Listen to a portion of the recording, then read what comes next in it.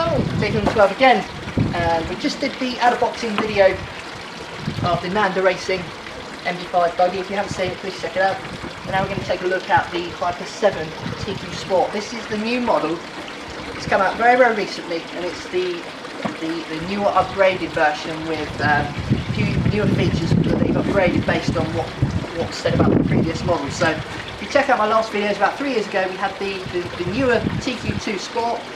It was orange in colour. Check out the videos, fantastic buggy.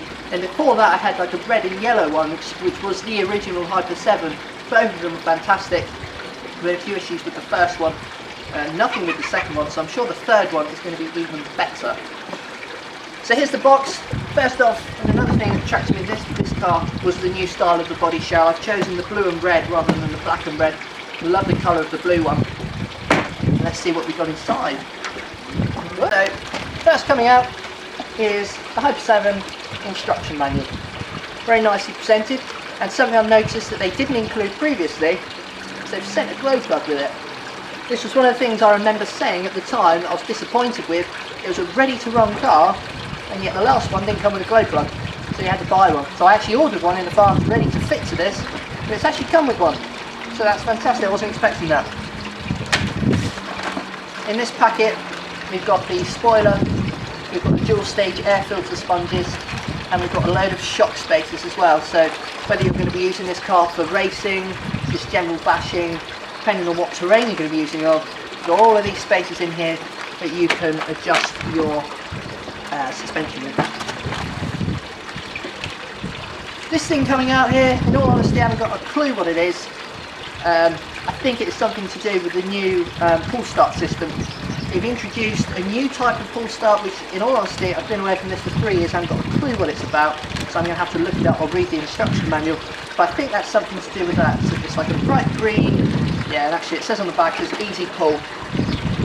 So I think this is something that you sort of slot your pull start into, and then it makes the pull starter bigger and more durable, probably stops the pull starter snapping. So that's a really nice invention. It's something that's probably come in quite recently.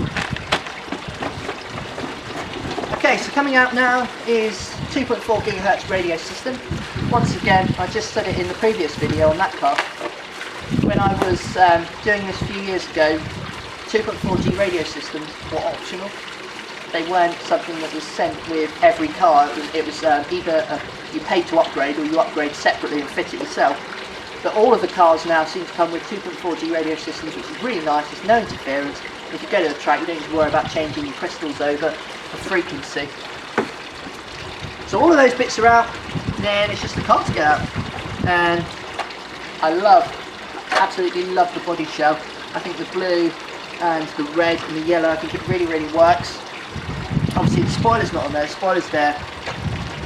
Overall feel, it's heavier than the other one. As I say, this is more of it's not so much of an entry level buggy. This one's more expensive.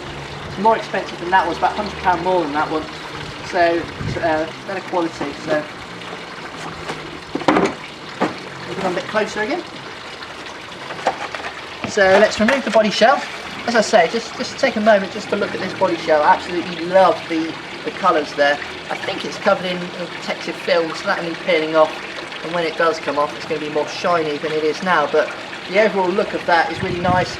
All of the holes are pre-cut, including the antenna hole as well. The body pin holes are all cut, and the hole for the engine. So now it's removed. First thing, obviously, because there's no glow plug installed, what Hobao have done is they've covered the engine in this protective plastic, which I'm not going to remove. The purpose of that is obviously to stop any bits from getting in the engine whilst it's in transit. You don't want any bits getting in there. 125cc fuel tank, and we've got the fuel filter pre-installed on that one. We've got a fuel filter pre-installed, very nice. And here is this new pull start system that they've introduced.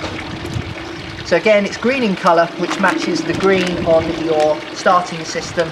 This will just slot into here, and then you've got a nice big pull starter to really get a grip of it, a little bit more like on a lawnmower or something.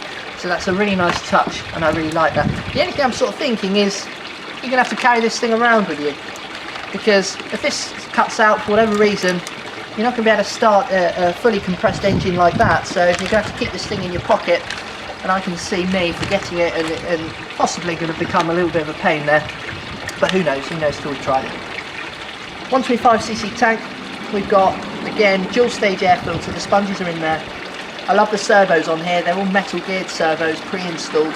Again, we've got aluminium shocks, we've got aluminium dog bones there, and these bits here as well. We've got dual brakes, we've got brake pads on the front, brake pads on the rear separate. And I love this tuned, polished pipe. It sort of finishes it off. Obviously it's a four-wheel drive buggy and comes with the aluminium spur gear, aluminium bell gear. Everything looks really, really nice. Once again, really, really smart. We've got the white rims there, buggy style. Looks really, really nice. So what we'll do is we will start both of these new cars up. We've got the Hyper 7 here, and we've got the Nanda Racing buggy. Both of them are 21 style engines.